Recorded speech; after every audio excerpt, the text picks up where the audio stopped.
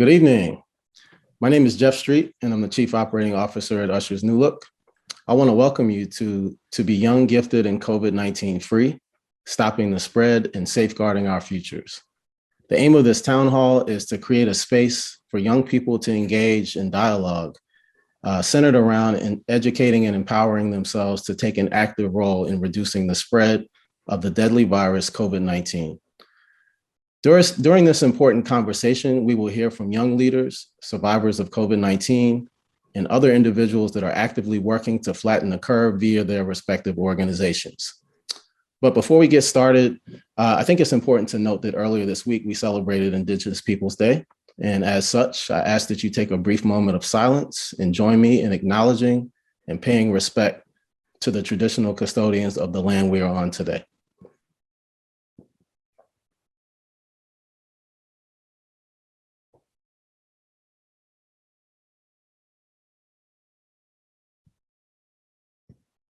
Okay, I hope that you all are ready for a fruitful dialogue this evening.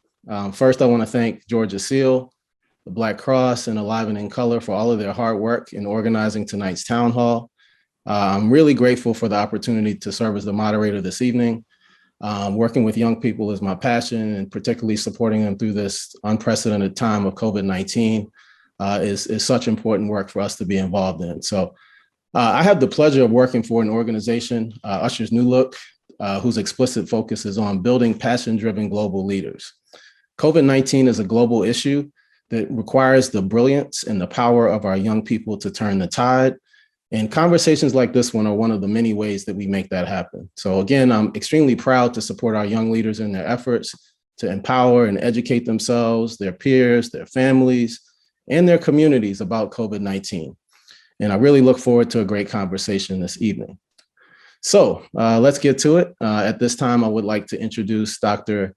Tabia Akintobi, Professor, Community Health and Preventative Medicine, Associate Dean of Community Health Engagement, Director of Prevention Research, and Director of Unit Evaluation at Morehouse School of Medicine. Dr. Akintobi, take it away. Thank you so much, Jeff, and thanks everyone for taking the time to join this very important conversation. So as our moderator said, it really takes all of us. It takes brilliant minds. It takes people's passion as well as their experiences to really drive change. And while that can drive anything, we know that those things must work together, particularly in the space of the pandemic, to really turn the corner to being better than we were before. People have been talking about going back to. I'd love for us to go to things that are even better than they were. And so just a bit about Georgia CEAL. Georgia is the Community Engaged Alliance Against COVID-19. And I think most people are against COVID-19, but the ways that we do that in the state is to really amplify the voices of community influencers. And we know that community means different things. And so tonight or this evening, influences are young adults who really represent an important special group in thinking about not just COVID risk, but the opportunity for their experiences and their voices to shape the path forward. So what we do through Georgia CEAL and things like this is really promote safe spaces where no question is off limits, because we know the mis and disinformation mill can certainly shape decisions that are not towards promoting health. So we want to create safe spaces to have important conversations, which we want you to get ready to share your questions and thoughts in a safe space where nothing is off limits. And we want to do that in ways that promote COVID-19 mitigation. And that basically means promotes the behaviors that can reduce three things. We want to reduce hospitalizations, we want to reduce illness, and we want to reduce deaths related to COVID-19. But the only way we can do that is through influencers that bring people together like Mr. Street, the voices of those who are affected or really are leaders like young people. And we want to marry that with the science, because facts do matter. And we want to ensure that you know what the truth is about how you can be safe. And with those things, we hope to encourage people to consider taking the vaccine, getting the vaccine. That's our ultimate goal. But wherever you are in your thoughts and decisions, we want you to do all the things that are important, and that is to wear that mask, to stay physically distant, and to wash your hands. And in the meantime, we want to give you some food for thought. Georgia CEAL is community co-created, community translated, and with community impact. So I'll stop there, Jeff. I know we're going to get into a rich discussion, but that's Georgia CEAL and Georgia, and this work is for all of us, for Georgia. And Dr. Akintobi, I think you touched on some very important points. And just to kind of set the stage for the evening in our conversation, we're really wanting to emphasize the power of young people in this. I'm very proud to say that I support young people's efforts in trying to turn the tide. And it's essential that we really center young people, as they're such a powerful force. So some of the areas we'll touch on involve just understanding from a statistical perspective what things are looking like in the country and in the state. How this pandemic has impacted young people, not just physically, but also mentally and socially. Maybe get into some discussions about the roles that young people can play in this fight. And also just to kind of hear from some industry experts as to some of the things that we can all be thinking of as we're trying to make sure that we're all safe. So with that, I'd like to introduce our panel. We have a great lineup for everyone. First, we have Malaysia Allen of Georgia State University. We have Michael Armstrong from the Georgia Campaign for Adolescent Power and Potential. Rhonda Holliday. Rhonda is Associate Professor in Community and Health and Preventative Medicine at Morehouse School of Medicine. Dr. Tabia Akintobi, you've met already from Morehouse School of Medicine. We also have Miss Brittany Taylor of Morehouse School of Medicine. She's the project director for Georgia CEAL. Dr. Philip Omonga from Savannah State University. Miss Shamaria Daniels, student of Fort Valley State. Aviana Hudson is also a student at at Savannah State. Mr. Jabari Books, Yes for Equity, Youth and Adult Organizing, and Dr. Sadia Kaiser. So as Dr. Akintobi said, this is a discussion. This is not a lecture. We want to have participation from the audience. We really would like to hear your voice. That means raising your hand and typing your questions or comments in the chat. We will unmute you or we will read your question. Okay. So just to, just to kind of set the stage for this conversation, we talked a little bit about statistics, and we understand, COVID is a pandemic, right? We're living through these unprecedented times where, loads of people have been impacted. And sometimes I think it's necessary that we use statistics to really bring the point home. So I'm just going to read a few statistics to you just to kind of raise some awareness. So as of October 8th, more than 58,000 people are hospitalized for COVID-19 in the United States, which is down more than 100,000 at the end of August, according to the Centers for Disease Control and Prevention, a level not seen since January amid the winter surge. From late June to early October, the 7-day moving average of cases rose from 12,000 to 150,000, and in the last week at 73,000. On October 8th, there were 6,789 new hospitalizations from COVID-19, which is an increase of 2.5 times the number of hospitalizations from 2 months prior. That's an astounding number to me. In Georgia, the Delta variant represents 97.5% of cases. And I'll read that again, 97.5% of cases. So this is a huge issue. COVID is not going away as many people had hoped or wished. So we have to remain vigilant. From last week, cases are down 19% to 20,677, and hospitalizations are up 11.9%, while deaths are up 8.7%. So again, the statistics are quite astounding. As we talk about prevention, it's essential that we take active measures to prevent the spread, because as the virus tends to spread more, it tends to mutate, as we're seeing with Delta and some of the other variants behind it. So just a point to remember, the Delta variant is believed to be 50% more contagious than the original strain of COVID-19. Again, 50% more contagious. A person infected with Delta carries approximately 1,000 more copies of the virus in their respiratory tract than those infected with the original strain. Unvaccinated people can get infected with the Delta variant within seconds versus the approximate 15 minutes of exposure required for the original strain. And the ratio of unvaccinated individuals who are hospitalized for COVID versus vaccinated individuals is approximately 25-1, which is evidence that vaccines work. So let's kind of shift the focus more specifically to Delta. Out of 4,947,667 fully vaccinated people in Georgia as of October 5th, 60,183 breakthrough cases are evident. So that's about 1.21%. There are 2,300 hospitalizations and 648 deaths. So quite a bit of information to digest and to just raise your consciousness about how serious this is. Okay. So at this point, we're going to shift a bit and open it up to our panel.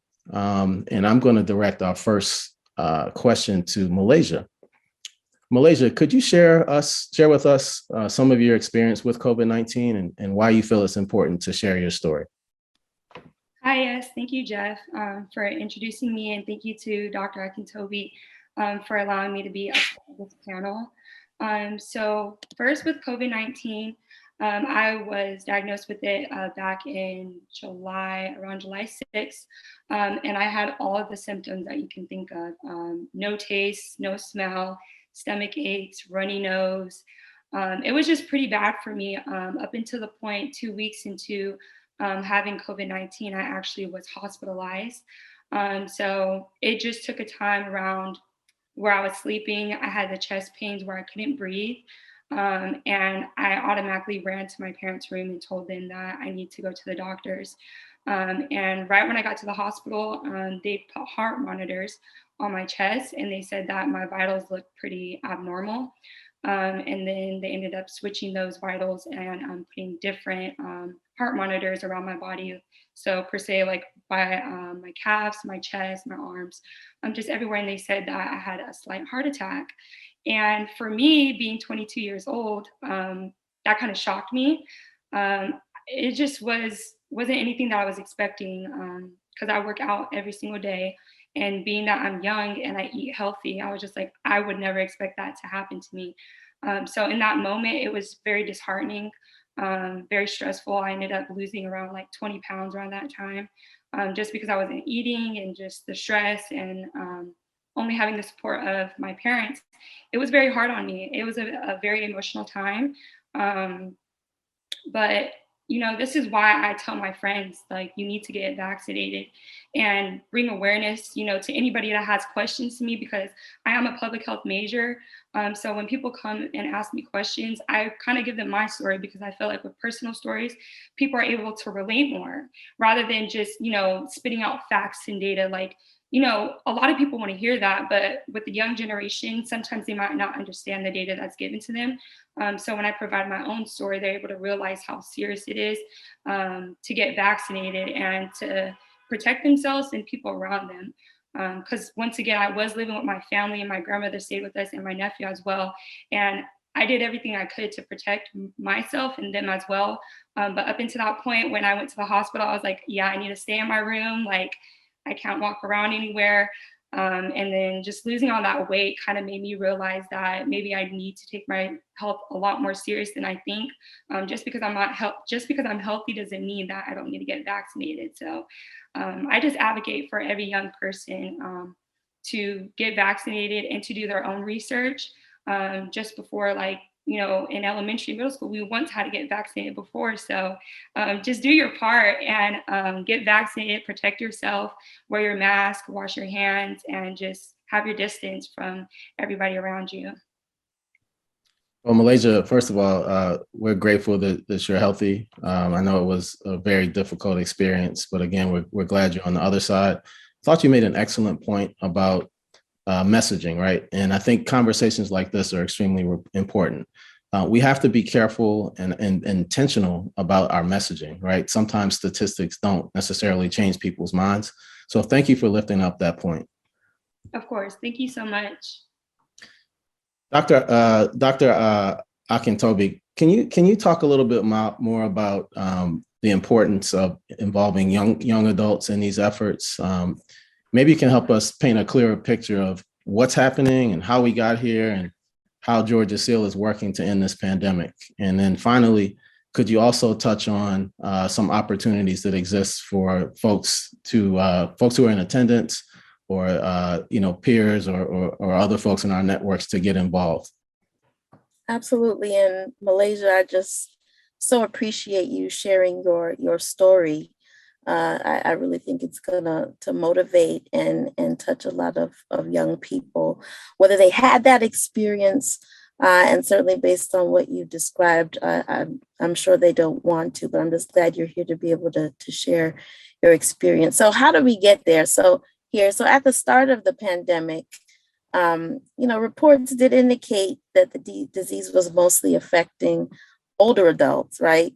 And that young people were more likely to have milder cases of the disease. But according to the CDC, especially over the summer in the United States, people under the age of 30 accounted for more than 20% of COVID cases. And in the state of Georgia, those numbers were even higher. So we know that corona infections requiring people to go to the hospital are not only possible in younger adults, but the rates of those, and Malaysia just shared it, but the rates of these cases are increasing as the virus continues to spread, and especially with the realities of the Delta variant. So can young people get the virus? We know that that's true, right? So though they are less likely to be hospitalized from COVID, people in their 20s, 30s and beyond can certainly develop severe and lasting symptoms. So the other thing that we know is that young Black and Latinx men and women are more at risk than their white counterparts, especially due to other health issues and also policy and systems that have things to do with, Jeff, less access to health insurance or health care. Those things were here long before COVID, and they help to create some of the reasons why those vulnerabilities happen. And the other thing that I would leave you with, beyond the statistics related to young people and that COVID is real for them, are that some of the risk factors for young adults. Jobs are one reason why young adults are more vulnerable to COVID infection. So many people in their early 20s and into their 30s work in healthcare, food and essential services like public transportation. Young people are often in areas at high risk for exposure to corona, whether it's bars, restaurants, schools, childcare settings, retail work. And then college students can be affected by campus outbreaks and spread the coronavirus when they return home. So since young people are less likely to have severe cases, they may have a false sense of confidence regarding their safety. They may feel that mingling with others in large groups, attending parties, not wearing masks, and ignoring guidelines will not seriously endanger them. But as you've heard and will hear, this is not the case. And what we do know is that in some areas of the US, in areas where there are increased cases of COVID among young adults, this is followed by increases in rates among older adults, as soon as 4 to 15 days later, suggesting that young people are transmitting it to the older people in their lives who might be more vulnerable, get sick, hospitalized, and die. So there's a reason why young adult voices are important. not just for themselves, but to those that are vulnerable, that they care about, that they can pass it to, that may not bounce back like they can. And thank you for that, Dr. Akintobi. You hit on so many key points, talking about the equity issue, right? These disparities are deeply rooted in equity. I just think it's one of those things that if folks don't really look at the broader implications of what equity means in terms of health outcomes, it's very easy to miss. You also talked about that false sense of security and understanding that COVID is a social disease, right? Social virus. So while you may not be affected, it's highly likely that someone else could be, and we have to make sure that we keep that top of mind. Dr. Holliday, we've been hearing a lot about the Georgia Peach program. Could you tell us about the program and how it's addressing vaccine hesitancy? Could you also touch on who you're collaborating with to promote vaccine education and access? And finally, if you could share some ways that folks could get involved or to contribute. Sure. First, thank you all for having me this evening. So Georgia Peers, Georgia Peach, so stands for Georgia Peers for Equity Against COVID-19 and for Health. And so we affectionately call that Georgia Peach. And the key for Georgia Peach is actually peers. This is a statewide collaboration between minority serving institutions as well as community-based organizations. And we want to address vaccine hesitancy, mistrust, and misinformation, and also to build confidence in the COVID-19 vaccine. And so we're focused on African American and Latinx young adults between the ages of 18 and 24. And it has already been stated, I think quite eloquently, this is really an age group that we want to make sure is vaccinated, that we want to increase their confidence in the vaccine and address any hesitancy, misinformation that they may have about the vaccine, and provide them with resources to make decisions that are best for themselves, their friends, as well as their family. And so our partners are, again, minority serving institutions. So we are partnering with Dalton State College, Fort Valley State University, Georgia State University, and Savannah State University. Our community partners include the Georgia Campaign for Adolescent Power and Potential, who is also on our webinar tonight, and the Coalition of Latino Leaders. And so with each one of these organizations, we have worked to identify what we call peer champions. And so our peer champions will be the ones who are going out and using various health communication strategies to engage and inform their peers about the COVID-19 vaccine. And we really wanted to focus on peer-to-peer education because who do people listen to? They tend to listen to those who are most like them, who are in the same age as them, and people that they seek for advice. I would love to be the voice, and I'm sure several of us on this panel would love to be the voice, but we all know, and especially if you have teenagers or young adults, they don't always listen to us that are a tad bit older than them. So we wanted to use and enlist the help of peers in order to provide information. And so they'll be using a number of different strategies that could include social media platforms such as Twitter. We know TikTok is extremely popular right now. Instagram, doing town halls, hosting vaccination events, and then other events that are appropriate for their peers.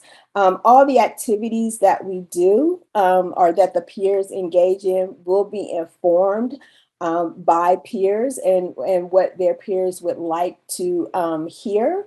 And so we'll be doing that through focus groups, through surveys, through social media listening as well. And so we're really excited about the peers that we have. They're very eager. They're a very passionate group of young people who are really passionate about advocating for accurate information. advocating for the health and well-being of their communities, their families, and their friends, and to ultimately increase vaccination rates for those in their age group.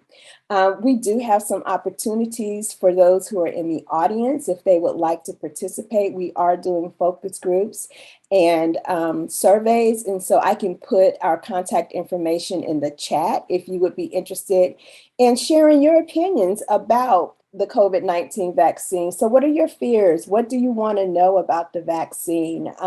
What have you heard about the vaccine? Because ultimately what we like to do is to provide you with that accurate information so that you can really make an informed decision, because we don't want to have any more stories like Malaysia's story.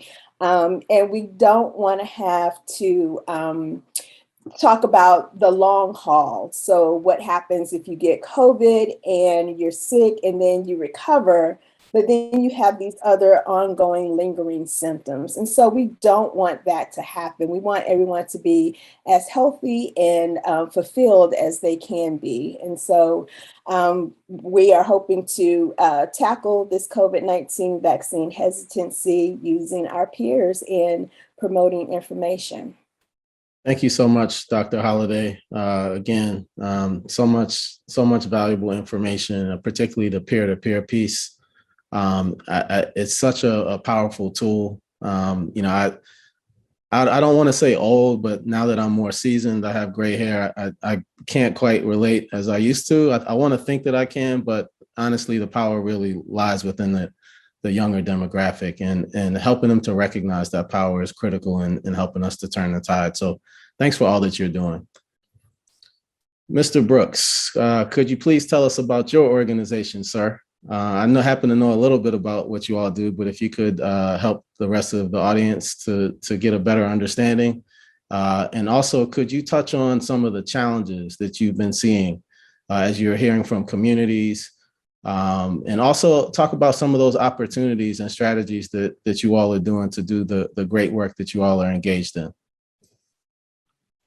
Well, hello, everyone. Once again, my name is Jabari Brooks. I come this way through Youth Empowered Solutions. Well, we're formerly known as Youth Empowered Solutions. We're now known for Yes for Equity. We had to close our doors in February, but thankfully we were picked up by the Partnership Southern Equity. We're originally based in North Carolina, but now we're in Georgia. And we're just trying to navigate this new space that we're in. Youth Empowered Solutions is all about healthy youth and adult partnerships. So like Dr. Holliday was talking about before, creating those spaces for youth to talk to other youth. And also we train adults too, to make sure that they know how to talk to youth and have that healthy partnership. Because a lot of times we have to identify where we are. We are in the South. Children are supposed to be heard, supposed to be seen and not heard. Is breaking down those barriers and just making sure we have those healthy partnerships. And of course, with the Partnership of Southern Equity, I'm sure everyone knows who they are. They've been all around Atlanta and what they do. And, we lead with race, and race is for, so we lead with race and stats and everything that we do.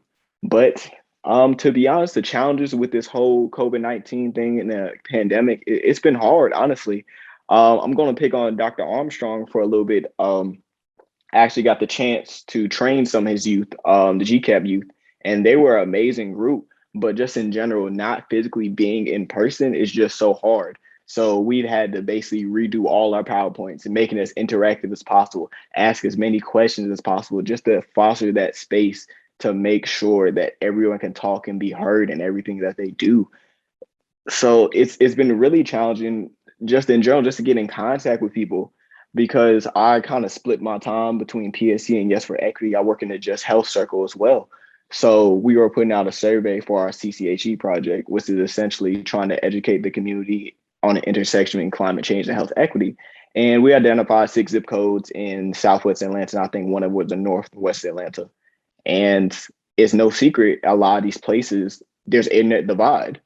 A lot of these people don't have internet. We can't really just be like, hey, we're going to send this survey to your phone and can you fill it out for us? Even we thought about maybe we should make it so only people with Google accounts can fill it out. Well, you can't really do that because that's not really fair either, because not everybody's communities have that. Older people still got Yahoos and AOLs. you know how that goes. So just this whole pandemic has really just scrambled everything that we're trying to do in general. And definitely we wanted to do things like put on events to get people come out, but that's just simply not responsible in the middle of a pandemic, especially in Georgia. It's no secret that I'm not sure, but I believe a couple months ago I saw y'all were still top 10 in COVID cases. Like, it's not responsible as an organization to bring a whole bunch of people together to talk about health and climate and stuff like that when you're actually putting them in danger, vaccinated or not. So just in general, this whole thing has really, really, really pushed back our work, but we have came with some strategies. We thought about like postcard campaigns. You know, you actually pay the postal service to actually canvass a neighborhood for you and actually put a postcard in every person's mailbox, doing things like that, where you can be able to get people online, whether have them go to their local library. We have talked about actually recruiting youth, and what we usually do is go to the lunchroom because that's where everyone is. But we simply can't do that no more. Of course, even though y'all are in school, they're not letting us in there because it's new people and it's really not really worth the risk. So what we have been doing, when we talk about recruiting these youth, we're thinking about that internet divide. Was like, hey, we have to provide laptops for these students because that simply would not be fair to kind of push them out just because they don't have access to internet and laptops. So I think we all know that this pandemic has really, really, really hurt the already disenfranchised even more that they were already hurt. So just having to deal with that and navigate that has just been a problem in general. But like I said before, we came up with a couple of strategies, just making sure we provide people with laptops. You can canvass neighborhoods, passing out flyers, and just getting a lot of things spread through word of mouth. And what we're kind of working on at PSC and Yes Record right now, we'll be partnering with Alive and In Color to curate and share with communities about COVID-19 and the vaccine and the impact of the viruses. So they can share their stories, because one thing that we make sure we do, that change is done with the community and not to the community at the end of the day. And we'll also be working with partners in rural communities in Southeast and Southwest Atlanta to support the vaccine through events, provide PPEs, and highlight various experiences that people just have. And last but not least, the Just Health Circle recently published a white paper called Responding to COVID-19 in Georgia, Recommendations to Advance Racial Equity. And yeah, that's what we've really been doing. And also, one last thing, we're actually putting on a youth mayoral forum. And that's another thing we had to change because originally it was going to be in person. Then they said, hold up, wait, we can't do that no more. So we went into a virtual format. So I'll be dropping that in the chat in a minute as well. And that's just another hurdle we have to do, just getting in contact with several people at these schools, because I can't really pull up to a Fort Valley State or Savannah State, just like, hey, we have this going on. And we categorize youth as ages 14 to 24. So we want to get college and high school age youth. So we can't really pull up and be like, hey, or to a high school, like, hey, can we meet with the principal? Because that's simply not the climate we're in today. So yeah, I'll drop that in the chat, and thank you. So before I give you your flowers, Jabari, I got to tell you, man, I feel attacked, brother, with that old people and AOL and Yahoo. I don't have AOL. I have Yahoo. I don't use it very much. I'm phasing it out, but I feel attacked, man. But in all seriousness, this is the kind of brilliance that I was alluding to when we first started. If you're not familiar with Yes and Partnership for Southern Equity, please do your research. They're doing outstanding work in so many different areas, and we need strong organizations like this to really center and empower our youth to do great works like what Jabari just touched on. So Jabari, thank you so much for all that you do and what you'll continue to do in the future. And I hope to be able to collaborate with you soon. And stay off the old people too, man. We're your guides on the side, man. We want to help, okay? The problem is when y'all want to be on the side. That's the problem. Hey, man, I'll tell you, everyone will tell you, I'm a guide on the side. My window of youth is closing, and it's all yours, brother. Just don't call me old in public anymore, okay? All right. Gotcha. Dr. Amunga, can you give us some insight into what compelled you to get involved in these efforts and to join Georgia CEAL and the MSI Alliance? And then also, can you share why you selected this particular student leader who's with us today to be at this town hall? Thank you, Jeff, for giving me this opportunity to actually expound on, first and foremost, my background is in urban studies and planning. And I'm currently an advisor for urban management track of the MPA program at Savannah State University. Other than that, my interests are in healthy cities and especially creating healthy cities and community resilience. And that is because you find that the future and especially the 21st century cities will actually depend more on healthy communities and to make them more vibrant. And because of the kind of events that we are experiencing, you'll find that there is need to think more on community resilience. So that is what actually compelled me to join hands with Morehouse, not only in this particular initiative, but in previous initiative, which I'll mention here, that is CEAL, Community Engagement Cause and Action Network, which is an initiative from Morehouse. So with that, I found it very easy to transition to Georgia CEAL also because of my previous background and my previous experiences. I'm originally from Kenya. And when I came to the US, actually, my assumption or all of our assumptions normally is that vaccines, we don't have issues with vaccines in the US. The reasons being, back in Kenya, we when you are born, you get your immunization card from the hospital, and it's a process. So we don't actually question much about immunization and about vaccinations. And by the time you grow to like 5 years, you have quite a list of vaccines and immunizations and all that.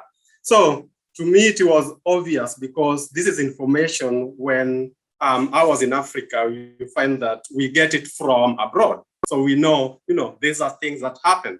But actually, COVID brought something, a shock to me when I started hearing, individuals from communities saying we cannot be vaccinated because this is, it's not been researched, or this is wrong information, it kills people, and all those, conspiracy theories are related to vaccines. I call them so. The reasons being, I've had so many vaccinations. And one of my colleagues made us laugh by saying that he's from Cameroon. Recently, when we were on a COVID campaign, that even with all those vaccinations, he has not grown a tail. So if he has not grown a tail, so why are we so worried about COVID-19? And, so that was interesting to me. And joining this conversation, that is something that I still think about, that our younger folks, if we didn't have much to ask from from our parents, for example, and now some of them, we are our parents. So if we feel and if we take these vaccines as, this is a good thing to, to have, and it will protect you, we might not be, and we are not actually, taking them the wrong direction. We know it, we have gone through several of these things. And I think they should just sit down and think about it and, positively, and prevent the noise that comes from elsewhere, and think about it, and have their own rational choice in terms of getting the vaccine. So other than that, I would say that I would like to promote, healthy environments as much as possible, and community resilience is on the forefront. With that, I would like to say that I selected Eviana to join us in this initiative, because actually Eviana is a smart, dedicated student, one, and two, she's a senior Homeland Security and Emergency Management major. So that is something else that made me interested in engaging her in this particular initiative. And in addition to that, she is currently in my politics and policies class, and she's participating in that. And finally, she's also a on her capstone, she's actually writing her capstone on COVID-19 as a case study. So I saw her interest, her passion, and her dedication. I'm interested in emerging issues and the challenges and solutions in homeland security and emergency management. And pandemics is one of them, whereby students and professionals in homeland security and emergency management will definitely be engaged in not only COVID-19, but we might have different kinds of pandemics coming, and this can be the beginning of her career, especially in pandemic response. So that is why I chose her, and I'm actually excited that she's here, and she will actually share with us more about herself and her passion and everything else that she wants to share. Thank you very much. Well, Dr. Amunga, first of all, thanks for all that you do, particularly in terms of developing our young talent. We need more folks like you in this space. And again, I just want to commend you on your great work. Aviana, outstanding choice for a capstone project. As a young adult, have you had any experiences with COVID-19, or have you had peers that have had some experiences? And what are you seeing as a college student, or hearing from your peers or from your community around this issue? And if you could also maybe touch on some of the challenges that folks in your peer groups are facing and what you all are doing to overcome them. Well, thank you guys for having me on board. First of all, thank you. And thank you, Dr. O. Let's just get started. My COVID-19 experience was a shocker, because never in a million years would I think, like, I was a little naive to it, because I'm antisocial, I'm a germaphobe, I bleach door knobs down as soon as I come from class, I'm taking a shower, make sure I'm cooked. Like, I was that, like, even before the pandemic, I was just as cautious as that. So let's just get started. January, I would say late January, I started noticing like I had a really, really bad headache, but I was like, maybe because I didn't eat and I'm moving into a new apartment, so I'm using all my energy, I haven't really slept because I'm still continuing my studies as a senior at Savannah State University. So I was like, okay. But I was like, this is starting to progress into something more. When I woke up the next morning, I felt like my head was getting hammered. Like, I couldn't explain the pain. Every time I stood up, every time I would try to eat, drink water, like I would have to hurry up and sit back down. There was many times where I felt like I had to pass out. That's when I knew to alert my roommate. I was like, I'm not feeling good. Like, I don't know what's going on. I don't know. Like, is this maybe because of all the chemicals I've been cleaning while moving into the new apartment? I don't know what was the cause. So I was like, maybe I should just let my professors know, like, hey, I'm not really feeling good, so I won't be able to come in. I'm just going to keep on monitoring to make sure everything is good with me. I finally received my COVID diagnosis, a positive test, on February 4th of 2021. And I was overwhelmed. I was completely shocked because after the symptoms had passed, I was completely fine. But besides the taste and the smell, like the food didn't taste right, it didn't smell correct, like everything was still a little bit off. But overall, after the headache and the pains, I was pretty much good. What I have noticed on campus is that people are irresponsible. They're not considerate of others. Just because I'm doing what I'm supposed to be doing, like getting tested, make sure I'm wearing my mask and keeping my distance, doesn't mean someone else is doing the same. I want to advocate for roommates. I want you guys to be considerate of others. If your roommate, let you know, like, hey, I don't really want that many people in, but if you do bring them in, make sure you bleach down. Like, just keep that in mind, that you're living with other people, because basically it's now blood on your hands because, but I want to speak a little bit about my experience. Like, where was I at mentally, socially at the time? Mentally, I felt defeated because it was like, I survived the semester back on campus just fine. And now this semester, I'm not feeling well. Like, why did this happen to me? I was questioning everything and everyone, because it was like, I'm not a party person. I don't go out and put myself in harm's way. Unfortunately, things happen. You just have to move forward and, keep it pushing. So, yes, COVID-19 has affected me personally, and my family, and even some peers, like people on campus. They get it from people being irresponsible, just being at the wrong place at the wrong time. You never know when or where you can get it. So yeah, that's really what I really wanted to say. Well, again, we're happy that you're safe and that you're taking those extra measures to stay safe and to educate your peers. Thank you for all that you're doing to promote safety and awareness amongst your peers. And we wish you much success going forward. Thank you. Thank you. Dr. Samples, same question for you in regards to what's compelled you to join Georgia CEAL's MSI Alliance. Well, mainly because although I have thankfully not been directly touched by COVID, I am vaccinated, but I lost an aunt and I came very close to losing my best friend to COVID.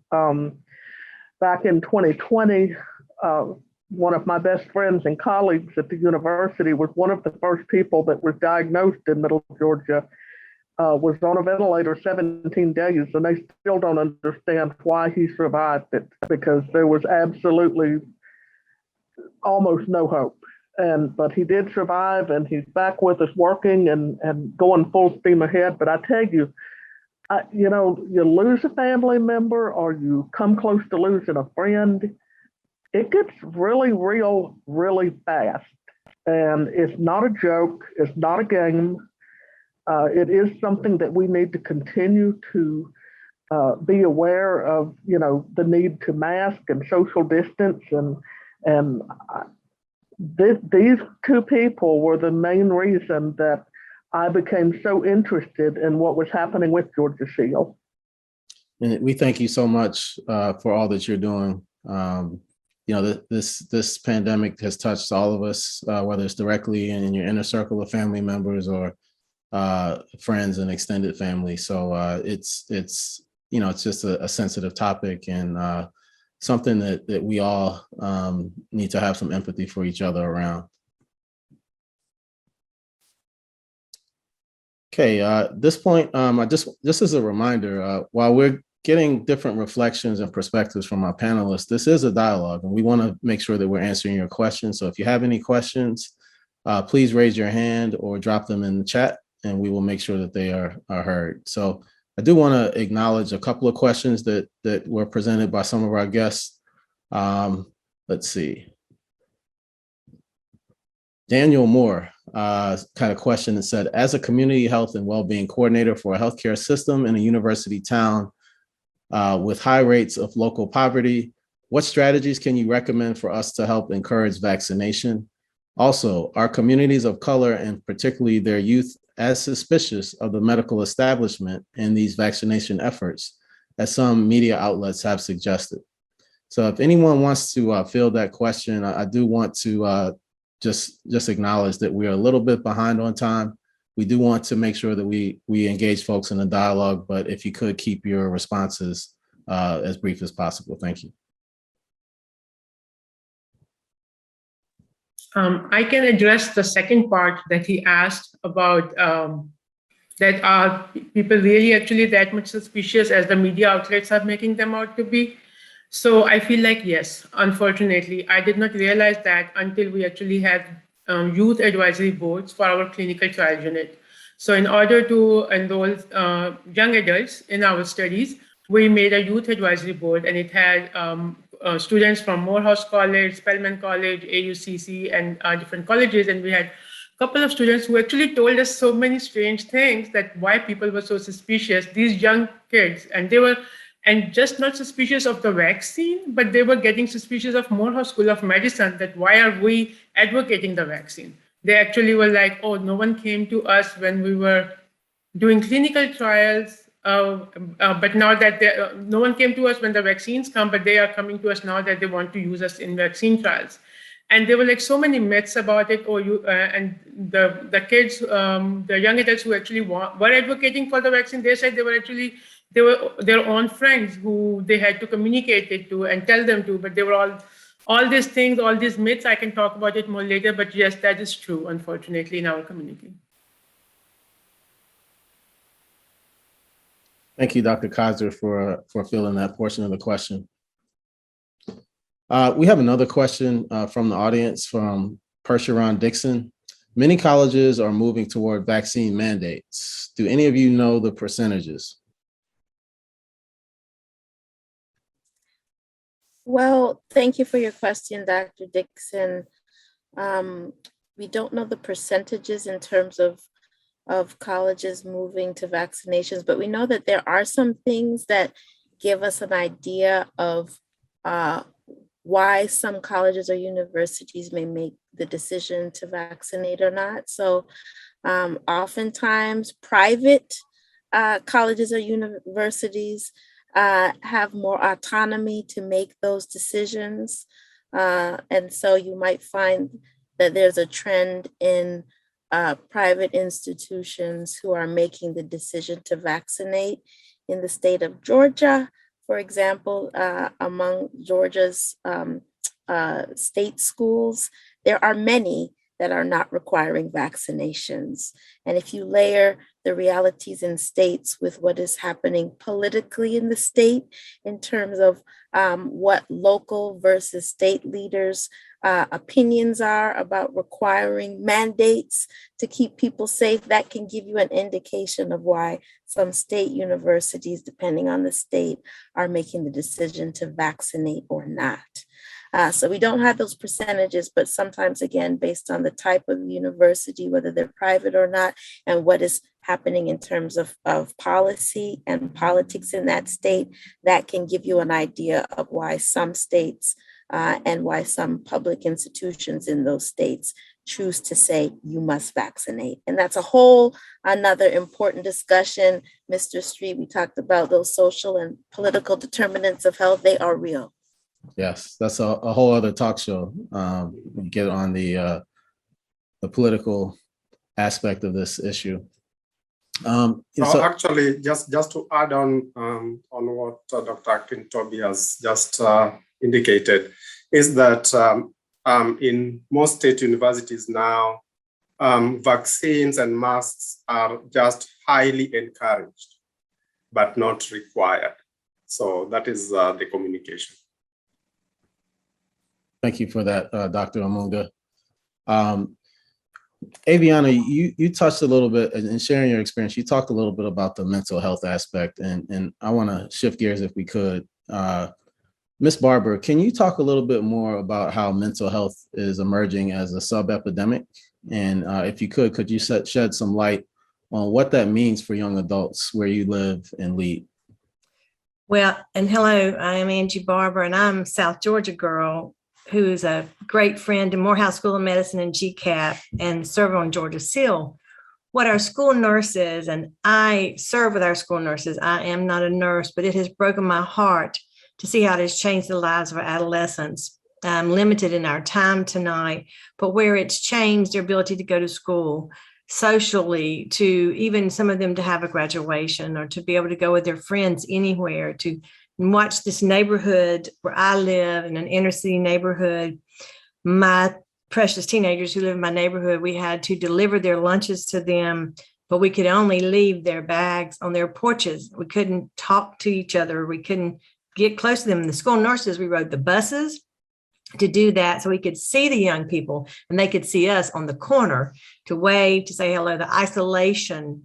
So what we've talked about, and one of my nurses, what she said, they missed out on proms. I'm reading her quote, the dances, the sporting events, the graduation, the field days, all of these special moments have taken away from their emotional development. where an adolescent needs that socialization. They need, all of us need it. Some of us say we don't, but most of us do. But especially our precious teenagers and our adolescents, to be able to be with their peers and to have their friends. And where they were so isolated and sitting in front of one of these screens all day long, playing the video games, to all of that is a depressant in itself. So where we've seen the mental health and that depression that has evolved, and what we're seeing now, some of those results of that in our schools and in our communities, is how that, how do I deal with that if I'm 14 or 15? We don't know sometimes as an adult how to deal with our depression and our worries. So helping, what we talk about is loving them through these worries, helping them build stronger emotional stability among we as adults, the programs that we're able to provide, some of the programs we provide from Morehouse School of Medicine to give support to the young people, and what Georgia CEAL is doing. But it's us working together, because it's not just a you or a me. All of us have been impacted. And these precious children who have talked to us tonight, to listen to their voices, and like you just said, let their voices resonate. We're here to support you, and we're here to help you have a voice. And there are any questions that you may have, school nurses, school health programs. And you talk about washing hands. We're flu season now. Our masks, washing our hands, and we give vaccines in our high schools now. Y'all, it's one of the most emotional things I've ever done when I was registering these adolescents who would come up and say how thankful they were they could get a vaccine.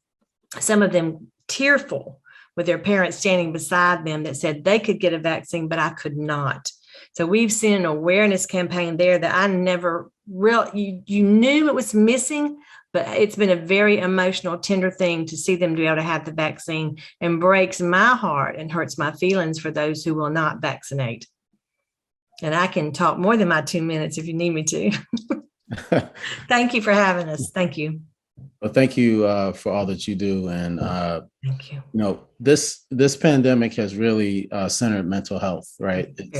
Very much so. Allowing people who may not have acknowledged challenges to speak up about it, and even kind of push people to, right, out of necessity. So, you know, for us in my work with Usher's New Look, some of the things we've done is to host virtual sessions with mental health professionals, and creating that safe space for young people to share and to kind of, you know, talk through normal things, right? And the things that they're experiencing without judgment, right? It's really important that they have that outlet and get the proper guidance so that they can become healthy and happy adults. So again, thank you. Dr. Armstrong, my friend, can you tell us a little bit more about GCAP? And since we're talking mental health, some of the challenges that you've become aware of in your work, and what are you hearing from young adults in the communities that you serve? Thanks for that question, Jeff. Just to level set, the Georgia Campaign for Adolescent Power Potential, or GCAP, is a statewide adolescent health organization. For 26 years, we have trained and built the capacity of organizations, schools, professionals, and individuals that are all committed to advancing the overall health and well-being of young people throughout the states. Now, as a critical aspect of well-being, GCAP focuses heavily on youth empowerment. And as such, we rely on the leadership, the experience, and the voice of our youth. We listen, we respond, and we partner together with our youth leaders to address matters of health. And this includes how GCAP is understood and is responding to COVID. Now, we all know all the harm and challenges of COVID, but to truly understand the impact of the pandemic on youth and how this has informed GCAP's response, I want to turn it over to my co-presenter and one of our Youth Advisory Council leaders, Marilyn McKendy. She will do a much better job than I ever could in describing the effects the pandemic has had on the interpersonal, educational, and social health of our youth. So take it away, Marilyn. Hi, everyone. My name is Marilyn McKendy, and I am a senior at Paulding County High School. And so because this is like our first time really fully in person this year, I have been able to see the aftermath the pandemic and quarantine has had on students' mental health and their educational prosperity and their overall like experiences with social interaction. It has been increasingly difficult to see people, especially younger kids, making friends with each other, even actively interacting with each other and effectively communicating with each other. This is in part because for the past 2 years, these people have been isolated and they haven't been able to meet each other and know how social interaction is supposed to effectively take place.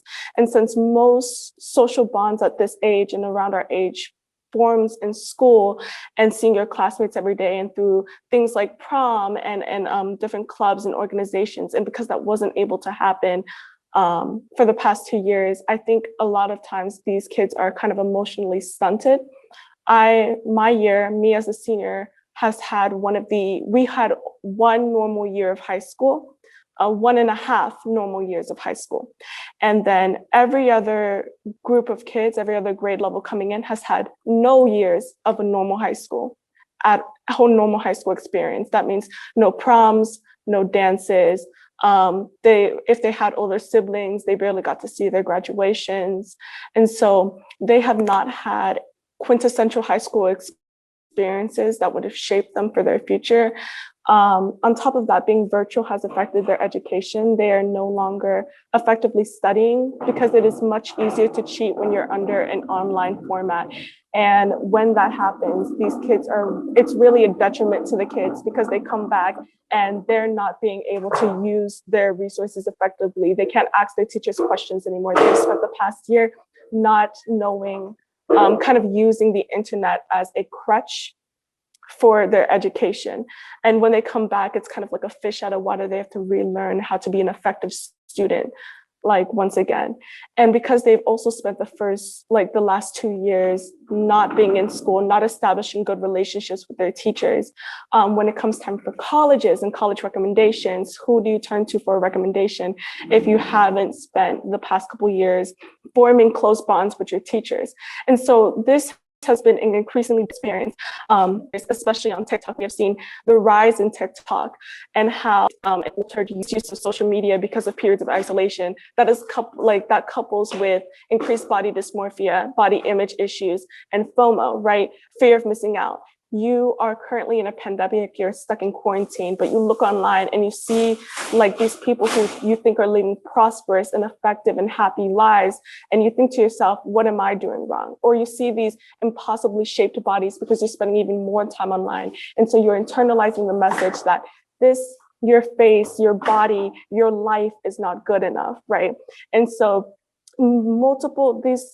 this issue has multiple different layers. It has affected students' education, their social health. We have seen a rise in anorexia and bulimia among young kids in the past couple of years, and it really has only gotten worse. And so there are just so many ways that this has affected young people, and not just in a health way. You know, I have seen many of my friends, many of my peers have been taken out of school because of COVID, and they have kind of left their homes because of COVID. They've not been able to work, and that is effectively disadvantaging the poor, because a lot of these kids have to work to feed their families. Like, I live in a fairly lower income area. And so when you're pulled out of school, when you have to stay home for maybe weeks at a time, it can be an even more of an economic strain on your family. And so there were just many things that overall affected youth's mental health and things like that. And I'm eternally grateful that I got to work with the Georgia Campaign for Adolescent Power and Potential, and on the Youth Advisory Council, because we were actively tackling COVID misinformation, and trying to address the youth and the youth's problems in regards to COVID. I remember I went live when I got my vaccine. I went on Instagram Live and I talked about vaccine information and all of that as I was getting stabbed with a needle. It was very interesting, and I really, really enjoyed that. We also made a wonderful video that we will play in just a few moments. I'm one of the speakers in there, so you'll probably see me. And we talk about how COVID-19 has affected our lives, what it means to be a teenager growing up in an era like this, because this is definitively a time that we have never seen before. And we do not know the consequences that this will have on the youth and how they will grow up in their development. And so the Youth Advisory Council has worked quite a bit about that, but I think we can play the video now. So thank you for hearing my letter. Thank you, Marilyn.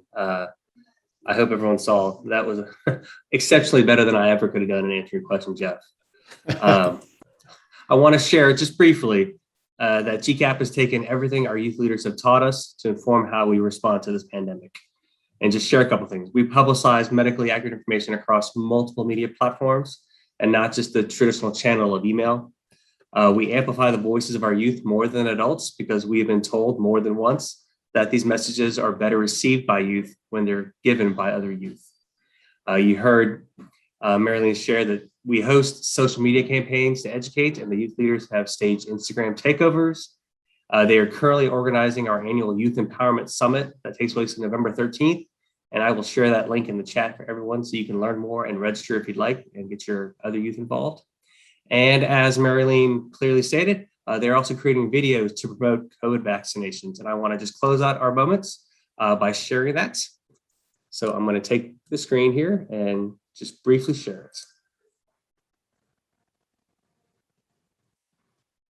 You know what?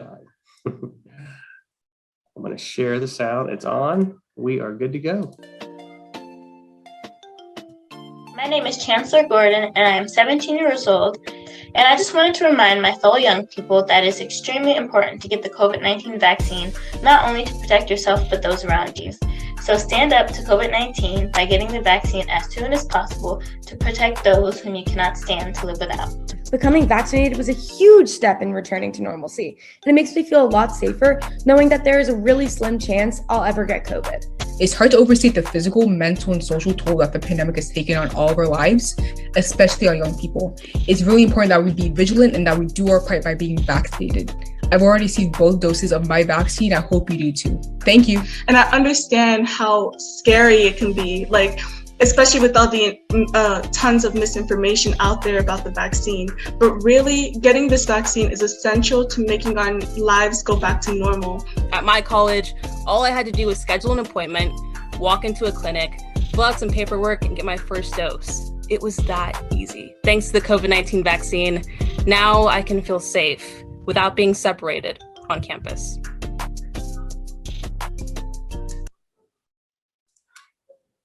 So there you have it. Thank you for asking that question, Jeff, and we'll be quiet now. I can't help but feel inspired when I hear from these brilliant folks like Marilyn and Jabari and Aviana. It's depressing to look at the news and see the statistics continue to rise, but it's very encouraging when we have bright young folks on the front lines trying to flatten that curve for us. So thanks so much, Mike and Marilyn, for sharing. So Dr. Barber, Miss Barber talked about, the challenges in younger folks not being able to receive vaccines. And as we kind of shift into discussions around vaccines, we want to talk a little bit more about clinical trials and vaccinations. And we have our esteemed Dr. Kaiser to bless us with some knowledge. So Dr. Kaiser, can you tell us a little bit more about clinical trials and vaccinations? Yes, thank you so much for having me here. And it's really, really inspiring and encouraging to see so many youth so much involved in getting the message across. So that is great to know. I just wanted to talk a little bit. I had a whole presentation, but in interest of time, I will just say that clinical trials are important because science is science, right? It is through science that we got our vaccine, and it is the vaccine that lets us know I wanted to bust some myths around the vaccine just because, they were done so quickly. They were done so quickly because it was not like we were skipping steps. We were actually overlapping some steps so that it's a pandemic and we wanted to get the vaccine quickly. That person got the vaccine, even though that person got the COVID, even though they had the vaccine. We never promised that the vaccine is going to prevent totally you getting the disease. We are telling you that it will prevent you from getting the moderate and severe disease. You will hopefully not be hospitalized and will hopefully not get the long haul syndromes and all that kind of stuff. It is 95% effective, not 100%, but it is definitely something that you need to have, and we have to have at least 80% people vaccinated in order to have herd immunity. So that is one other important step in that. The other thing that people have questions about clinical trials. there used to be 10 years or 12 years. It is because the basic science was developed like 10 years ago when we were dealing with the SARS vaccine, SARS issue and pandemic. So it was the same issues, it was the same science that we built upon. And a lot of collaborators came together, the academics, the sponsors, everyone came together, and we went ahead and we basically put them all together to get the vaccine quickly. As for the young adults, I really wanted to say, if you are not getting vaccinated for yourself, get vaccinated for your family, for the people you are getting exposed to. You may not get you may not get the severe disease, but unknowingly you are transmitting that disease to someone with less immunity, with low immunity, to your grandparents or to someone else in your family who is sick. So it's not just you that you are protecting yourself, you are responsibility of protecting other people. And why is it important to be a part of clinical trials? We at Morehouse School of Medicine were chosen by COVID Prevention Network to be a site because we have our presence in the community as a representative of minority population. And we really, really want you guys to be a part of clinical trials. Why are there so many medicines that, like simply for blood pressure, that work perfectly for whites or other people, but for minority people or African American, you may need 2 or 3 medicines. So it's because no one took part in the clinical trials up front. If our different people from different ethnicity, diverse group had take part in the clinical trials, then we will have effective medicines and effective vaccines that will literally be geared towards you. So we will get better dosing, we'll get better results, and we'll get better science. The main thing I want to say at the end also is that vaccines do not save lives, the vaccinations do. So you need to get vaccinated in order to save lives. I just wanted to be very quick because in the interest of time, but I would share my information in the chat if you're interested in any research trials with us. And I also wanted to share this video that we made it's a very short video, TikTok actually, our youth, because all of our participants, they're all youth, even our team has a lot of youth, and they made this TikTok in order to have more and more participants with us. So just give me a second and I can. What's up, everybody? It's Morehouse School of Medicine vaccine trial. You can to get you. Y'all ready to get outside? What's up? Ready to come on team? Let me tell you how you can get involved. The Prevent COVID Youth Study is happening right now. Join us. Help us understand just how effective the Moderna vaccine is at preventing COVID-19. The COVID-19 pandemic has affected us all. Do your part. Vax up. Morehouse Vaccine Team is here to help you stop the spread of the virus. I know y'all ready to get outside. We will get you there.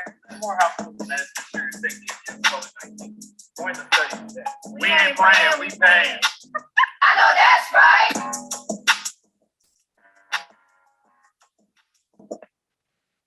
Thank you for giving me some time to talk about a very important role of clinical trial units in developing any vaccines and any medicines. Thank you, Dr. Kaiser. Very important that folks get involved in trials. We want to make sure we have a diverse background of folks in order to make sure that things are carried out properly. At this time, I want to read a question from our audience from Arlene Parker. What is one action we can take to keep the lines of communication open between youth and legacy activists? I can take that one. In general, when it comes to between youth and legacy activists, I like that one, Miss Arlene. I've never heard that one before. I'm gonna start using that. Just in general, just being completely frank with them and being honest with them, because you see, in a lot of these times, the adults are usually the ones in the meetings when it comes to like getting the funding, who gets paid, who writing the grant, and things like that. Be completely frank with them. Bring them into those meetings and make sure they are at least have information about every step of the way to keep that communication open, because it's very different from when you have them every step of the way instead of kind of leaving them in the dark, like come back like, hey, we need you to come do this for us, or hey, we only need you to come run our social media campaign. And that's another myth I wanted to dispel. Just because you're under the age of 35 does not mean you're a social media guru. Some people got it and some people don't.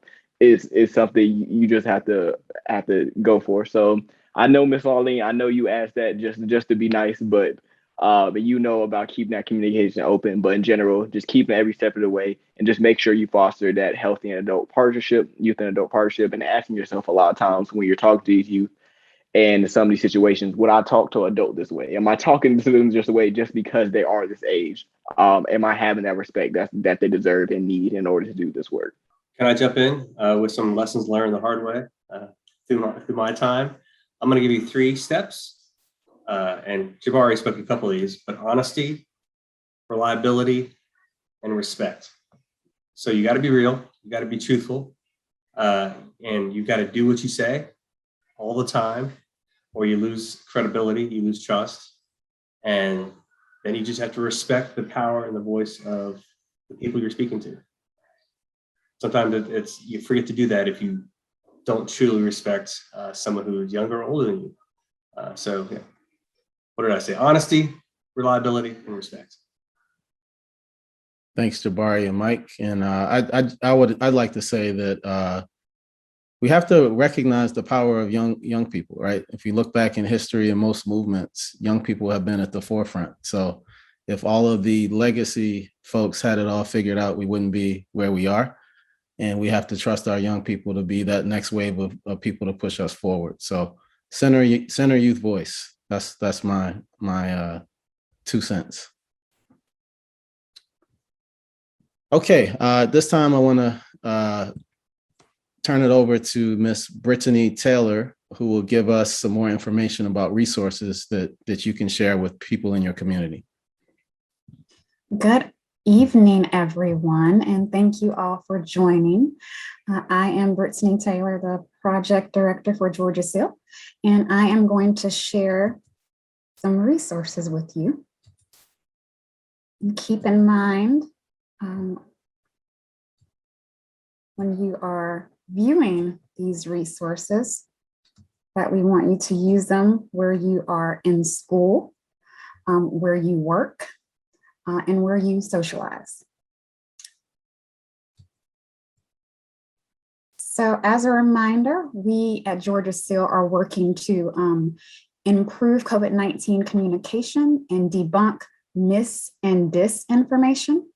We're also working to build COVID-19 confidence and trust in the community, as well as ultimately to increase vaccine uptake, while all the while having everyone to continue taking their COVID-19 test to make sure you know your status. And so here is an example of some of the information that we share and provide to our community partners, residents, and anyone who needs just more information and is inquisitive about COVID-19. We share information about the variants, the different types of vaccines, side effects, how to wear a mask, and then also social media posts and other websites. So we are funded by the NIH and the National CEAL, which is a Community Engagement Alliance Against COVID-19. And so if you visit the CEAL website, you can visit it in English, and it's also now available in Spanish. And here you will find information on vaccines, diversity and inclusion, clinical trials like, Dr. Kizzer spoke about, and just basic knowledge on COVID-19. And if you click on that resource tab, you'll see the different types of websites, fact sheets, and toolkits that are available. Another resource is the We Can Do This campaign. Awesome educational campaign on COVID-19. If you go here and you click on that bottom campaign resources and toolkits, it'll pop up the search bar. And as you can see, you can search and filter by whatever population you're interested in reaching and serving. And then they also provide all of these resources in various different languages. And here I just pulled some out where you can see they have frequently asked questions for students, infographics, and social media posts on how to protect yourself, who's eligible for additional doses, what's going on with doctors, and even information on pregnancy and if the vaccines are safe, which they are. And we also have the Greater Than COVID campaign with our Morehouse School of Medicine president contributing and participating on this campaign. If you just visit their website with the link here, they have all kinds of videos, FAQ posts, information you can share. Another website is Beat the Virus. So a lot of times you want information fast and quick. If you go to this website, they have a scrolling bar down here at the bottom, which features updates on the US vaccine count. So you can just go here instead of having to maneuver your way through the CDC website or any other websites that you have to delve deep into. And another great campaign is Made to Save, and they're all about how to communicate information on getting COVID-19 vaccine intake up.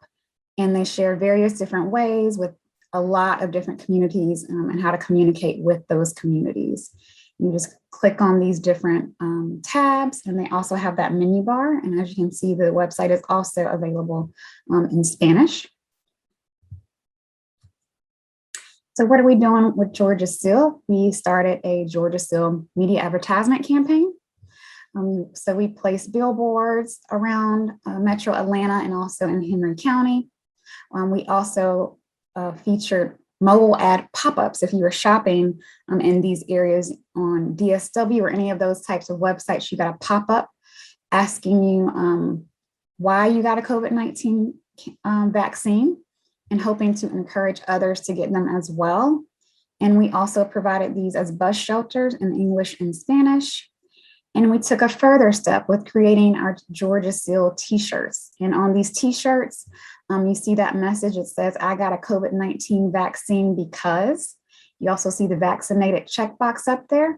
And we were asking everyone to write in why, sharing their why as to why they got a vaccine. And wearing these shirts, we're hoping other people are reading it and it inspires them to get their vaccine.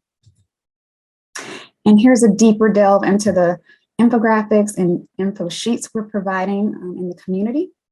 We also provide Georgia CEAL resource kits, which is full of masks, gloves, hand sanitizer, a pen to write down important information. And then we also have the Georgia COVID-19 Health Equity Dashboard, which you can visit for social media updates, information updates, anything related to COVID-19 in Georgia and nationally. And we built that with our partners at Georgia Tech. So it's a great website. I encourage you to visit. And how can you get in touch with Georgia CEAL? So you can email us, and here are our email addresses here. You can also give us a call at this number, or just for more information about the National CEAL campaign, you can visit this website, and I will be dropping some of this information in the chat. So that will conclude my resource presentation.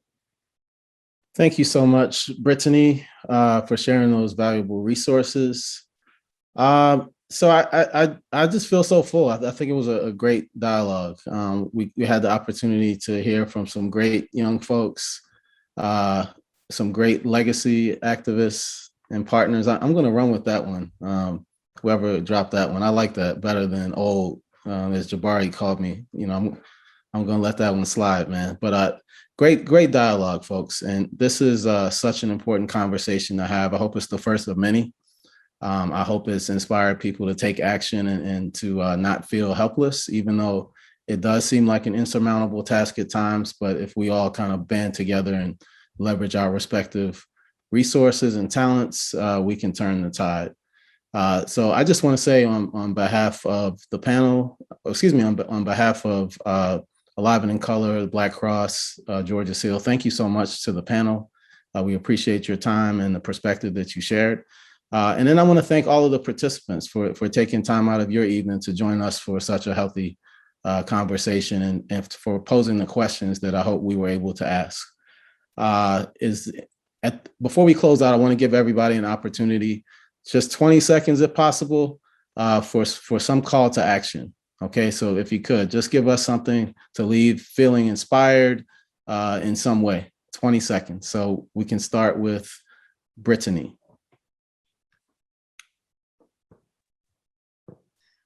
just want to encourage everyone to share their why on why it's important to get the COVID-19 vaccine. Mine is to protect myself, my family, and my community because we want all of our loved ones here. Thank you. Dr. Kaiser. Hey, I would just like to say that yes, please get vaccinated and be a part of the clinical trials. Take part in them so that we can have better vaccines and more medicine for you guys that is geared towards you. Ms. Barber.